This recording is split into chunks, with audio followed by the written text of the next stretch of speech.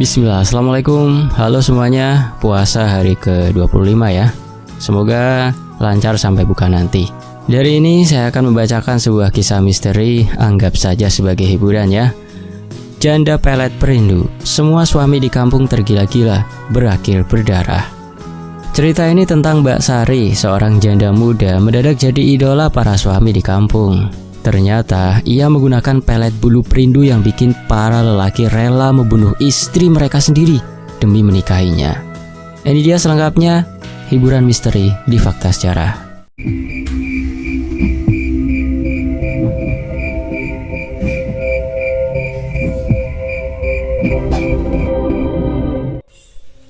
Kampung Ngadirejo adalah kampung yang tenang. Warganya hidup rukun, bergotong royong, dan hampir tidak pernah terjadi perselisihan besar. Para lelaki bekerja sebagai petani atau buruh di kota, sementara para perempuan mengurus rumah dan bergosip di warung Bu Marni. Namun ketenangan itu mulai terusik saat seorang wanita muda bernama Mbak Sari datang dan menempati rumah tua peninggalan orang tuanya yang sudah lama kosong.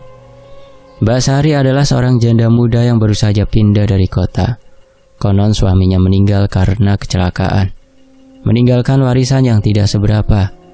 Tanpa saudara, ia memutuskan kembali ke kampung halamannya, kampung ibunya, berharap bisa memulai hidup baru. Rumah yang ia tinggali terletak di ujung gang, sedikit jauh dari rumah warga lain. Meski begitu, kehadirannya segera menarik perhatian. Mbak Sari dikenal cantik dan ramah. Setiap hari ia keluar rumah dengan pakaian yang membuat para lelaki diam-diam melirik. Ia sering tersenyum dan menyapa siapa saja yang lewat, terutama para pria yang sudah beristri. Suaranya lembut, gerak-geriknya anggun. Ia sering mampir ke warung untuk membeli sayur atau sekedar berbasa-basi dengan pemilik warung. Dalam waktu singkat, namanya menjadi buah bibir. Para suami mulai sering menyebut-nyebut namanya dalam obrolan santai. Mbak Sari itu loh, orangnya ramah, kasihan, janda sendirian, kata Pak Budi suatu sore di pos ronda. Iya, cantik lagi. Masa ada lelaki yang tega meninggalkan dia sendirian ya? Timbal Pak Harun sambil tersenyum simpul. Perbincangan seperti itu makin sering terdengar, membuat para istri mulai merasa cemas. Awalnya hanya dianggap angin lalu, tetapi lama-lama kegelisahan mulai menyelimuti kampung. Di rumah masing-masing, para istri mulai menyadari perubahan sikap suami mereka. Bu Yuni, istri Pak Yudi, pertama kali menyadari sesuatu yang janggal. Malam itu ia terbangun untuk ke kamar mandi dan mendapati suaminya duduk di ruang tengah sambil melamun. "Pak, ngapain di sini?" tanyanya. Nggak apa-apa," jawab Pak Budi tergagap. Tapi Bu Yuni melihat sesuatu yang membuatnya merinding. Suaminya sedang memegang rambut panjang berwarna hitam yang tak mungkin miliknya. Sementara itu Bu Marni yang biasanya riang mulai murung. Suaminya Pak Harun yang dulu jarang pulang larut, kini sering duduk berlama-lama di pos ronda atau menghilang entah kemana. Kegelisahan para istri memuncak saat mereka berkumpul di warung Bu Marni. "Aku lihat suamiku sering lamun di malam hari, kadang menyebut nama Mbak Sari dalam tidur," seru Bu Ratna, istri Pak Karno. "Iya, suamiku juga. Malah tadi malam dia bangun tiba-tiba, keluar rumah, dan pas aku intip, dia kayak orang bingung, berdiri di jalan depan rumah Mbak Sari," tambah Bu Yuni dengan wajah pucat. Mereka mulai mencurigai ada sesuatu yang tidak beres. Pak Darjo, kepala dusun, awalnya tidak mau ikut campur dalam gosip-gosip ini. Namun ketika istrinya sendiri mulai cemburu dan menuduhnya menyimpan rasa pada Mbak Sari, ia merasa harus mengambil sikap. "Aku ini kepala dusun, mana mungkin main serong," bantahnya saat istrinya memergokinya melirik ke arah rumah Mbak Sari saat mereka melintas. Namun dalam hati, Pak Darjo tak bisa menampik ada sesuatu yang aneh dengan janda muda itu. Ia mulai memperhatikan perubahan di kampung. Lelaki-lelaki yang biasanya rajin bekerja, kini terlihat malas dan sering melamun. Beberapa di antara mereka bahkan terlihat mondar-mandir di sekitar rumah Mbak Sari tanpa alasan yang jelas. Suatu malam, Pak Darjo memberanikan diri mengajak beberapa warga untuk berkumpul di pos ronda. "Kita harus cari tahu ada apa sebenarnya dengan Mbak Sari ini," katanya tegas. Namun tak ada seorang pun yang berani menanggapi, seolah ada sesuatu yang menahan mereka untuk membicarakan wanita itu lebih jauh. Di balik keindahannya, ada hal yang tak banyak orang tahu tentang Mbak Sari. Beberapa orang tua di kampung mengingat cerita lama tentang keluarganya. Dulu, ibunya juga dikenal sebagai perempuan yang banyak ditaksir pria, meskipun sudah bersuami, bisik Mbah Wiryo kepada Pak Darjo. Mereka bilang ada ilmu yang dipakai keluarganya. Pak Darjo mendengarkan dengan serius. Ilmu apa, Mbah? Bulu perindu, jawab Mbah Wiryo lirih. Pelet yang bisa bikin lelaki tergila-gila. Pak Darjo merinding mendengarnya. Malam-malam di kampung Ngadirejo semakin aneh. Pak Budi yang dikenal sebagai lelaki setia, tiba-tiba mulai kasar pada istrinya. Ia sering keluar rumah tanpa alasan jelas dan mengabaikan anak-anaknya. Pak Harun yang dulu terkenal alim dan rajin ke masjid, kini lebih sering terlihat mondar-mandir di sekitar rumah Mbak Sari, seolah sedang menunggu sesuatu.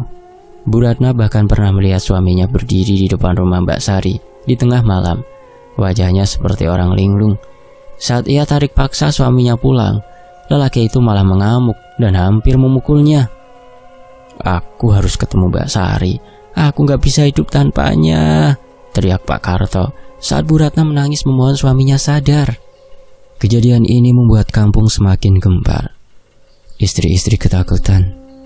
Beberapa dari mereka mulai berencana pergi ke dukun untuk mencari tahu apa yang terjadi. Namun sebelum mereka sempat bertindak, kejadian yang lebih menyeramkan terjadi. Suatu malam, terdengar jeritan dari rumah Bu Yuni.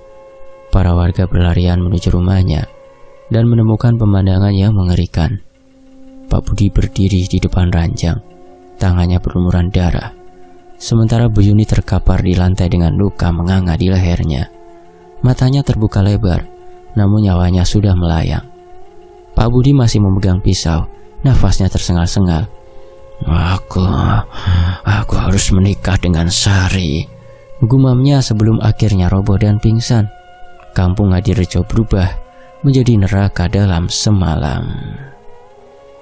Kedatangan Mbak Sari ke kampung Ngadirejo membawa perubahan besar.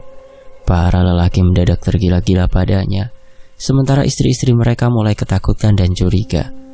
Pak Darjo dan beberapa warga mulai menyelidiki. Namun semuanya semakin jelas setelah serangkaian kejadian aneh mulai terjadi. Terutama setelah satu persatu lelaki di kampung mulai kehilangan akal sehat mereka. Dan puncaknya, pembunuhan yang terjadi di rumah Bu Yuni. Apa yang sebenarnya terjadi dengan Mbak Sari? Siapa sebenarnya dia? Dan yang paling penting, bagaimana kampung Ngadirejo bisa selamat dari teror yang baru saja dimulai? Kampung Ngadirejo yang mendadak berubah sejak kedatangan Mbak Sari. Kehadirannya membawa kegelisahan, terutama bagi para istri yang mulai resah melihat suami mereka tertarik pada janda muda itu. Warung kopi di depan rumah Mbak Sari menjadi tempat favorit bagi para suami.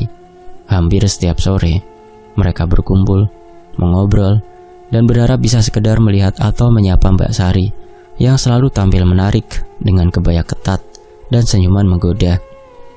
Pak Darto, seorang petani tua yang sudah tinggal di kampung ini selama puluhan tahun, mulai curiga.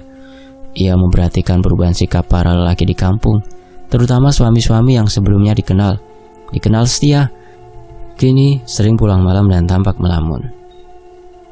Suatu malam, saat sedang berbincang dengan istrinya, Bu Darmi, Pak Darto mengungkapkan kegelisahannya. Aku pernah dengar soal bulu perindu dari Mbah Wiryo, bisiknya. Itu ilmu pelet yang bisa bikin orang tergila-gila. Mbak Sari mungkin pakai itu dengan kejadian di kampung ini. Bu Darmi yang sudah lama curiga langsung merasa merinding mendengar ucapan suaminya. Oh, jadi itu sebabnya para lelaki jadi aneh. Kita harus cari tahu lebih banyak, katanya. Keesokan harinya Bu Darmi pergi menemui seorang dukun tua bernama Mbah Karyo yang tinggal di pinggiran kampung. Mbah Karyo dikenal sebagai orang pintar yang sering dimintai pertolongan dalam hal mistis. Saat Bu Darmi menceritakan tentang Mbak Sari dan dugaan penggunaan bulu perindu, Mbah Karyo hanya tersenyum tipis. Ia mengambil segenggam dupa dari kantongnya dan menyalakannya, lalu mulai berkomat kamit membaca mantra. Bulu perindu itu memang bukan sembarang ilmu, Dok, kata Mbah Karyo setelah beberapa saat. Kalau benar Sari menggunakannya, para suami di kampung ini akan semakin tergila-gila. Ilmu ini bekerja lewat getaran hati, membuat lelaki yang melihatnya merasa kasmaran tanpa alasan yang jelas. Bu Darmi menggigit bibirnya, merasa cemas. Jadi bagaimana cara menghilangkan pengaruhnya, Mbah? Mbah Karyo menghela nafas. Harus ada ritual khusus untuk menetralisir peletnya, tapi itu sulit, terutama kalau yang terkena sudah terlalu dalam. Sementara itu di kampung, seorang lelaki bernama Pak Joko mulai menunjukkan perubahan drastis. Sebelumnya ia dikenal sebagai suami yang setia dan selalu pulang tepat waktu. Namun belakangan ini ia sering pulang larut malam dengan alasan lembur. Lembur di sawah, kan gak masuk akal. Bu Siti, istrinya, mulai merasa curiga. Beberapa kali ia mendapati suaminya melamun sambil tersenyum sendiri. Bahkan suatu malam, saat Pak Joko tidur, Bu Siti mendengar suaminya menyebut nama Mbak Sari dalam tidurnya. Hati Bu Siti panas. Ia mencoba bertanya langsung pada suaminya keesokan paginya. Pak, sampean dari mana saja lah kok sekarang pulang malam terus? Benar-benar di sawah atau ada alasan lain? Tanyanya dengan nada dingin. Pak Joko tampak gelagapan. Iya, kerjaan di sawah, ngairi sawah, jaga air biar dapat air, Ti. Aku harus bantu teman-teman juga. Namun Bu Siti tak mudah percaya. Ia mulai diam-diam mengawasi suaminya. Suatu malam, ia mengikuti Pak Joko pada saat pamit keluar. Dengan hati berdebar, ia melihat suaminya berjalan ke arah rumah Mbak Sari. Namun bukan hanya suaminya yang ada di sana. Ada beberapa lelaki lain yang juga berdiri di depan rumah itu, seolah menunggu sesuatu. Tak lama pintu terbuka, dan Sari keluar. Ia mengenakan daster merah dengan rambut tergerai panjang. Senyumnya lembut, matanya tajam. Loh, bapak-bapak, kok ngumpul di sini malam-malam? Tanyanya dengan nada menggoda. Pak Joko dan lelaki lain hanya tersenyum canggung. Namun mereka tak beranjak pergi. Bu Siti yang mengintip dari kejauhan mulai merasa tubuhnya gemetar. Matanya menatap tajam ke arah suaminya yang berdiri di sana seperti lelaki yang kehilangan akal sehat, seperti kerbau yang dicunguk hidungnya. Aku harus bertindak sebelum terlambat, gumamnya. Tanpa pikir panjang, Bu Siti bergegas pulang dan mendatangi rumah Bu Darmi. Ia menceritakan semuanya dengan suara bergetar. Kita harus melakukan sesuatu, Bu. Kalau tidak, suami-suami kita bisa benar-benar jatuh ke pelukan Mbak Sari, katanya dengan mata berkaca-kaca. Bu Darmi mengangguk. Aku sudah menemui Mbah Karyo, Ti. Dia bilang ada cara untuk menghilangkan pengaruh pelet bulu perindu, tapi butuh ritual khusus. Kita harus segera bertindak. Mereka mulai merancang rencana untuk menghentikan pengaruh ilmu pelet yang telah mencengkeram kampung Ngadirejo. Sementara itu di hari yang lain, tingkah Pak Joko sama. Pergi lagi ke rumahnya Mbak Sari. Bu Siti yang merasa dadanya sesak. Dengan langkah cepat ia mengikuti dari belakang. Begitu sampai di depan rumah Mbak Sari, ia melihat suaminya berdiri di teras, wajahnya kosong, seperti orang yang sedang dalam trans atau bingung gitu. Mbak Sari, ini aku bawain makanan, ujar Pak Joko dengan suara datar. Bu Siti tak bisa lagi menahan emosinya. Ia langsung melangkah ke depan dan menarik tangan suaminya. Mas, apa-apaan ini? Kenapa kamu bawa makanan yang aku masak ke sini? Teriak Siti. Pak Joko tampak bingung, matanya menerawang, seperti tidak sadar apa yang baru saja dilakukannya. Aku nggak tahu, Ti. Tadi aku cuma mau jalan-jalan, tahu-tahu kok sampai di sini. Mbak Sari yang berdiri di ambang pintu hanya tersenyum kecil. Wah, ada apa ini? Saya nggak minta apa-apa kok, katanya dengan nada manis. Bu Siti menatapnya dengan marah. Kamu pakai ilmu apa sih sampai bikin suami-suami kampung ini jadi begini? Mbak Sari mengangkat alisnya pura-pura heran. Hah? Saya? Nggak pakai ilmu apa-apa. Saya cuma hidup sendiri di sini. Kalau suami-suami Mbak senang ngobrol di depan rumah saya, apa salah saya? Bu Siti menggigit bibirnya, menahan amarah. Ia tahu berdebat dengan Mbak Sari tidak akan ada gunanya. Ia menarik suaminya pulang. Tetapi dalam hati ia sudah bertekad untuk tidak tinggal diam. Lalu keesokan harinya berita tentang Pak Joko tersebar di antara para istri. Mereka semakin khawatir karena ternyata bukan hanya Pak Joko yang mengalami kejadian aneh. Pak Surip juga, seorang pedagang ayam di pasar, tiba-tiba membuat heboh kampung. Siang itu tanpa rasa malu, ia berlutut di depan rumah Mbak Sari. Tangannya menengadah seperti memohon sesuatu. "Sari, nikahlah denganku, Sari. Aku siap menceraikan istriku demi Mbak," katanya dengan suara gemetar. Warga yang melihat kejadian itu langsung geger. Beberapa lelaki yang kebetulan lewat hanya bisa saling pandang, sementara para istri yang datang bergegas menarik suami mereka agar tidak mendekat. Istri Pak Surip, Bu Sri, datang dengan wajah penuh amarah. "Mas Surip, tangi, sampean niku wis duwe bojo karo anak lho." Tapi Pak Surip tetap berlutut seperti terhipnotis, bahkan air matanya menetes. "Aku gak bisa, Sri. Aku gak bisa jauh dari Sari. Aku siap meninggalkan semuanya, termasuk meninggalkanmu dan anak-anakku." Sari hanya tertawa kecil dan membelai kepala Pak Surip. Mas Surip, saya ini cuma janda biasa. Lah kenapa Mas jadi begini?" Bu Sri hampir pingsan melihat suaminya dipermalukan di depan orang banyak. Dengan terpaksa beberapa warga menarik Pak Surip pergi. Sementara Sari masuk kembali ke rumahnya dengan senyum misterius. Namun kejadian aneh tak berhenti di situ. Malam harinya, seorang ibu bernama Bu Marni mendapati suaminya duduk bersimpuh di depan rumah Mbak Sari, menangis terseduh-seduh. "Sari, tolong terima aku. Aku gak sanggup kalau gak melihatmu, Sari," rintih suaminya. Suaranya penuh penderitaan. Bu Marni terpaku di tempatnya.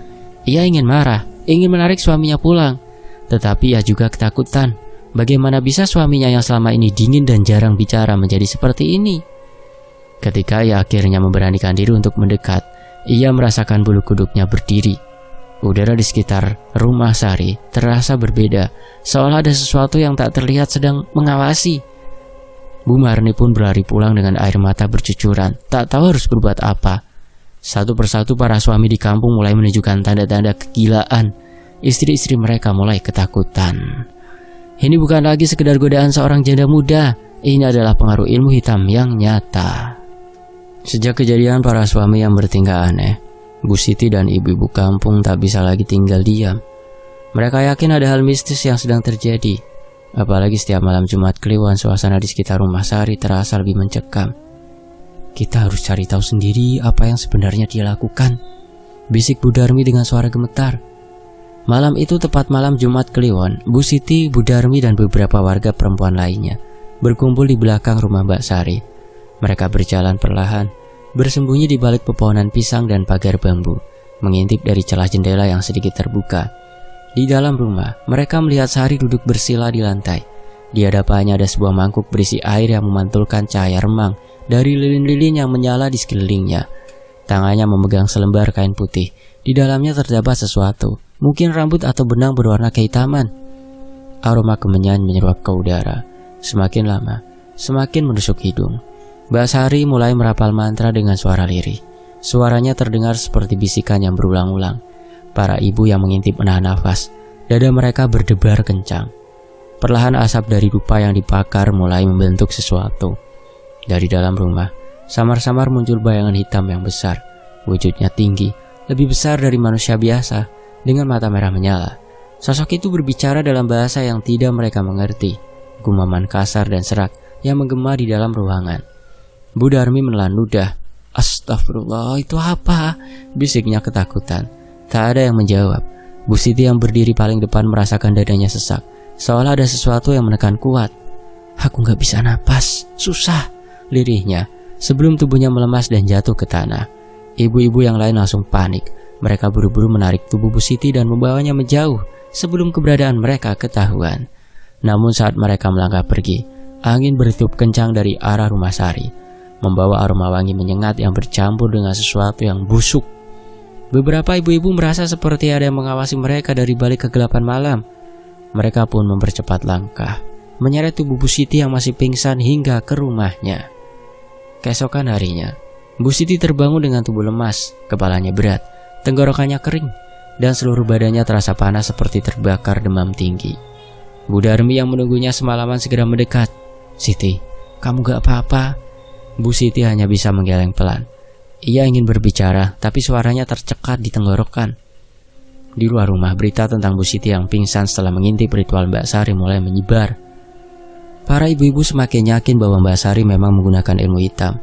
Namun yang paling mengejutkan adalah kondisi Pak Joko. Sejak pagi Pak Joko tidak mau meninggalkan rumah Sari. Ia berdiri di depan pintu rumah janda itu, seperti orang linglung, matanya kosong. Wajahnya pucat dan tubuhnya terlihat lemah. Istriku sakit, tapi aku gak peduli, gumamnya lirih, nyaris seperti orang yang kehilangan akal. Para warga yang melihatnya merasa merinding, dan mereka tahu sesuatu harus dilakukan sebelum keadaan semakin memburuk. Sementara itu, di lain tempat, malam itu jeritan histeris menggema di kampung. Suara tangisan, teriakan ketakutan, dan suara benda jatuh terdengar dari rumah Pak Tarman. Warga yang mendengar kegaduhan segera berlari ke sana. Saat pintu rumah didobrak, pemandangan mengerikan terpampang di hadapan mereka. Bu Lastri tergeletak di lantai dengan darah menggenang di sekelilingnya. Tangannya masih mencengkeram kain daster yang robek, sementara matanya menatap kosong ke langit-langit. Pak Tarman berdiri di samping tubuh istrinya dengan pisau yang masih meneteskan darah. Wajahnya penuh dengan ekspresi puas, seolah baru saja menyelesaikan sesuatu yang memang sudah lama ingin dilakukannya. Aku hanya ingin menikahi Sari. Kenapa istriku menghalangi? Suaranya terdengar datar, namun ada kegilaan di matanya. Warga yang menyaksikan kejadian itu langsung gempar. Beberapa ibu menjerit dan menutup mata, sementara para lelaki mencoba merebut pisau dari tangan Pak Tarman. Polisi datang tak lama setelahnya. Pak Tarman tidak melawan saat diborgol, malah tertawa seperti orang kesurupan. Aku tidak menyesal. Sekarang aku bisa menikah dengan Sari, ucapnya dengan suara lirih sebelum ia tertawa semakin keras. Kejadian malam itu membuat para istri di kampung semakin ketakutan. Mereka mulai berpikir untuk meninggalkan rumah sebelum suami mereka kehilangan akal dan melakukan hal yang sama seperti Pak Tarman. Aku gak mau mati di tangan suamiku sendiri, ucap Bu Minah sambil menangis dan mengemasi barang-barangnya. Beberapa istri lain mengikuti jejaknya. Dalam hitungan hari, banyak rumah yang kosong karena para wanita memilih pergi ke rumah orang tua mereka atau kabur ke kota. Namun masalah tidak berhenti di situ. Suami-suami yang sudah terkena pelet semakin gelisah dan bertindak lebih aneh. Ada yang duduk berjam-jam di depan rumah Mbak Sari.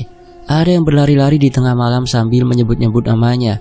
Dan ada pula yang mengancam akan membakar rumah mereka sendiri jika istri mereka tidak segera kembali. Kampung itu pun bukan lagi kampung yang damai seperti dulu. Melihat keadaannya semakin tidak terkendali, Bu Darmi akhirnya mengambil langkah nekat, memaksa Mbah Karyo agar segera melakukan ritual. Malam itu di rumah Bu Darmi beberapa ibu berkumpul dengan wajah penuh harapan dan ketakutan. Di depan mereka terdapat baskom berisi air yang telah diberkati oleh Mbah Karyo. Harapannya air ini bisa menyadarkan suami-suami mereka yang sudah kehilangan akal karena pengaruh pelet Sari. Air ini sudah diberi doa, basuhkan dan minumkan pada suamimu masing-masing. Jika mereka masih bisa diselamatkan, mereka akan kembali sadar, ujar Mbah Karyo dengan suara berat. Bu Siti, Bu Darmi dan beberapa ibu lainnya membawa air itu ke rumah masing-masing. Dengan hati-hati mereka mencampurkannya ke dalam minuman suami mereka. Namun alih-alih kembali sadar, para suami justru bereaksi di luar dugaan. Pak Joko, suami Bu Siti, mendadak memuntahkan cairan hitam pekat yang baunya menyengat seperti bangkai. Ia menggigil hebat, wajahnya pucat seperti orang sekarat. Pak Soleh, suami Bu Darmi, tiba-tiba mengamuk, melempar barang-barang dan berteriak seperti kesurupan. Matanya merah menyala sementara mulutnya mengeluarkan suara parau yang bukan miliknya. Aku tidak bisa tanpa Sari, katanya dengan suara berat dan mengancam. Beberapa suami lain mengalami hal serupa. Ada yang pingsan, ada yang tiba-tiba menangis histeris, dan ada pula yang mendadak merangkak di lantai seperti binatang. Bu Siti berlari ke rumah Mbah Karyo. Nafasnya terengah-engah. Mbah, ini semua kacau Mbah. Mereka tidak sadar, mereka malah jadi makin aneh. Mbah Karyo menghela nafas panjang. Aku sudah menduga pelet yang digunakan Sari bukan sembarangan. Dia sudah mengikat jiwa para suami dengan kekuatan gaib. Air doa ini bukan sekedar menyadarkan mereka, tapi juga memutus ikatan itu. Itu sebabnya tubuh mereka bereaksi seperti itu. Ada yang muntah-muntah. Bu Siti menggigit bibirnya, merasa putus asa. Jadi bagaimana Mbah? Apakah mereka bisa disembuhkan? Mbah Karyo menatap Bu Siti dalam-dalam. Masih bisa. Kita harus menghadapi sumbernya langsung. Sementara itu Sari mulai merasa ada sesuatu yang berubah. Para suami yang biasanya menempel padanya mulai bertingkah aneh. Mereka saling terlihat bingung, beberapa bahkan mulai ragu saat menatapnya di rumah Sari. Malam itu dengan senyum tipis, Sari melangkah menuju rumah Bu Siti. Bu Siti yang sedang cemas langsung terlonjak saat mendengar ketukan di pintu. Saat ia membuka, jantungnya serasa berhenti. Sari berdiri di sana, mengenakan kebaya merah dengan selendang hitam yang menjuntai di bawahnya. Senyumnya terlihat ramah, tapi tatapan matanya menusuk seperti belati. Bu Siti, suara Mbak Sari terdengar lembut, namun ada sesuatu yang membuat bulu kuduk berdiri. Sepertinya ada yang berubah di kampung ini ya. Bu Siti mencoba menahan ketakutannya. Oh, tidak Mbak, tidak ada apa-apa kok Mbak. Mbak Sari tersenyum semakin lebar. Ia melangkah lebih cepat, nyaris tidak ada jarak di antara mereka. Jangan bohong Bu Siti, aku tahu kalian sedang berusaha melawan sesuatu yang tidak bisa dilawan. Bu Siti menelan ludah. Ia bisa mencium wangi dupa dari tubuh Mbak Sari, bercampur dengan aroma melati yang semakin menusuk hidung. Sudahlah Bu Siti, suamimu milikku sekarang. Mbak Sari tertawa pelan sebelum berbalik pergi. Setelah Mbak Sari menghilang di kegelapan malam, Bu Siti langsung merasakan dadanya sesak. Ia buru-buru masuk dan mengunci pintu. Malam itu ia tidak bisa tidur. Lalu keesokan paginya, warga kembali dihebohkan oleh kejadian lain. Pak Joko, suami Bu Siti, menghilang dari rumah. Bu Siti yang panik langsung berlari keluar, mencari suaminya ke rumah tetangga, ke pasar, ke masjid, tapi tidak ada yang melihatnya. Saat matahari mulai terbenam, seorang bocah datang berlari dengan wajah pucat. Bu Siti, aku lihat Pak Joko, teriaknya. Di mana? Bu Siti hampir menangis. Bocah itu menunjuk ke satu arah. Ke sana. Dengan nafas tersengal, Bu Siti berlari ke sana. Beberapa warga ikut menemaninya. Saat mereka tiba, pemandangan di depan rumah Mbak Sari membuat semua orang bergidik ngeri. Pak Joko duduk di tanah, tepat di depan pintu rumah Sari. Matanya kosong, wajahnya pucat, dan tubuhnya tak bergerak seperti boneka yang kehilangan jiwa. Bu Siti berlari menghampirinya dan mengguncang tubuh suaminya. Pak, sadarlah Pak, ini aku istrimu Pak. Namun Pak Joko tidak bereaksi. Ia hanya duduk diam, seolah menunggu sesuatu. Dari dalam rumah, Mbak Sari muncul. Ia menyandarkan tubuhnya di pintu, menyeringai. Bu Siti, kan aku udah bilang, suamimu sekarang sudah jadi milikku. Sepertinya suamimu sudah tidak mau pulang kan? Warga yang melihat kejadian itu mulai sadar, Sari bukan manusia biasa. Dan kini mereka semua tahu, mereka sedang menghadapi sesuatu yang jauh lebih berbahaya. Sementara itu di waktu lain, Sari mulai merasakan ada yang tidak beres semenjak kejadian Pak Joko. Ia sering merasa seperti sedang diawasi. Tiap malam hawa dingin menyelimuti rumahnya, membuat bulu kuduknya berdiri. Saat ia sedang berbaring di tempat tidurnya, suara-suara aneh mulai terdengar dari sudut ruangan. Bisikan lirik itu terdengar dari segala arah, seolah memenuhi setiap sudut ruangan. Mbak Sari menutup telinganya rapat-rapat, berusaha mengabaikannya. Namun, semakin ia mencoba, semakin suara itu terdengar jelas. Sari tersentak, tubuhnya membeku. Dengan tangan gemetar ia menoleh ke arah jendela. Dan saat itu juga ia melihat sesuatu yang membuatnya nyaris tersentak. Di luar jendela, di tengah pekarangan rumah, berdiri seorang wanita berlumuran darah. Matanya kosong, menatap tajam ke arahnya.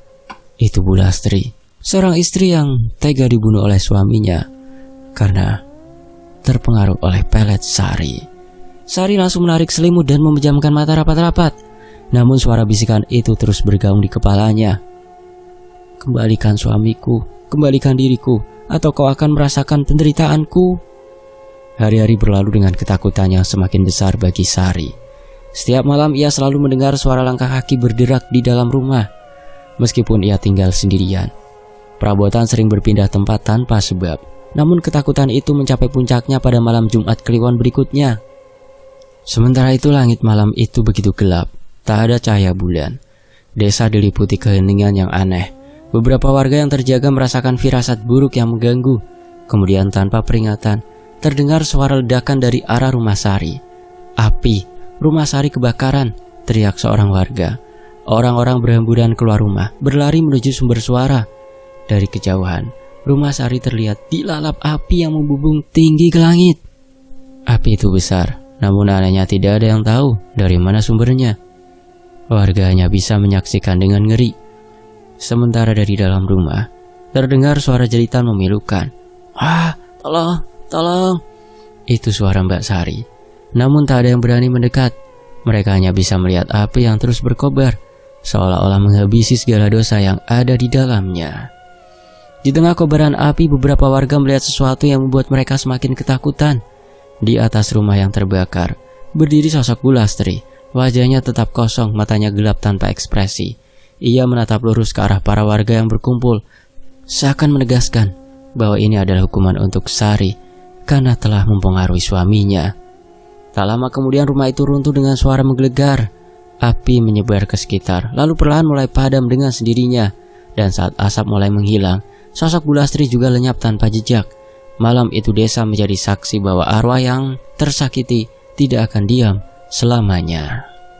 Pagi menjelang setelah malam teror yang mengguncang desa, asap hitam masih mengepul dari puing-puing rumah Sari yang kini hanya menyisakan arang dan abu.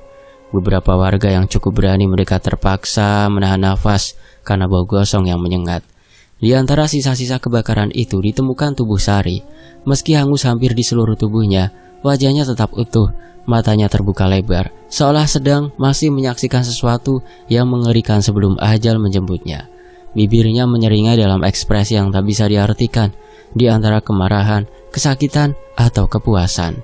Ketika para lelaki yang dulu tergila-gila padanya melihat jasadnya, mereka serentak mundur dengan wajah pucat, seolah sesuatu dalam diri mereka ikut terbakar bersama wanita yang dulu mereka puja tanpa sadar. Lalu sesuatu yang lebih aneh terjadi. Satu persatu, para suami yang sebenarnya tergila-gila pada Mbak Sari mulai merasakan perubahan dalam diri mereka. Kepala mereka terasa berat, pikiran mereka kosong. Mereka seperti baru bangun dari tidur panjang yang penuh mimpi buruk. Aku kok kenapa ada di sini? Tanya Pak Joko suami Bu Siti dengan wajah kebingungan. Ia sadar, ia melihat ke sekeliling, melihat istrinya yang menatapnya dengan mata berkaca-kaca, tapi ia tidak ingat mengapa terakhir kali ia meninggalkannya. Begitu pula dengan para suami lain yang dulu jatuh dalam pesona Sari. Mereka semua kehilangan ingatan tentang apa yang telah mereka lakukan selama beberapa bulan terakhir sejak kedatangan Sari. Seolah-olah ada sesuatu yang memutus rantai yang mengikat mereka. Namun efek dari kutukan itu tidak sepenuhnya hilang. Beberapa suami mengalami gangguan jiwa, tertawa sendiri, atau tiba-tiba menjerit. Itu bagi yang tidak sadar, yang sudah tidak bisa diselamatkan. Kemudian yang lain memilih meninggalkan desa karena malu atas perbuatan mereka, meskipun mereka sendiri tidak bisa mengingatnya dengan jelas. Desa kembali tenang, tapi luka yang ditinggalkan oleh Sari masih membekas di hati banyak orang. Bu Siti, Bu Darmi, dan para istri lainnya meyakini bahwa semua ini adalah berkat arwah Bu Lastri yang menuntut keadilan atas izin Tuhan. Kalau bukan karena dia, mungkin kita masih terjebak dalam neraka ini, bisik Bu Darmi kepada yang lain saat mereka berdoa bersama di masjid desa. Namun meskipun kutukan telah berakhir, bayang-bayang Sari masih menghantui desa dan menjadi cerita rakyat di daerah tersebut. Demikianlah sebuah kisah, semoga terhibur. Anggap saja sebagai hiburan belaka ya. Dongeng misteri. Fakta secara pamit. Wassalamualaikum warahmatullahi wabarakatuh. Sampai jumpa di kisah lainnya. Wassalamualaikum. Tetap di Fakta Sejarah. Alhamdulillah.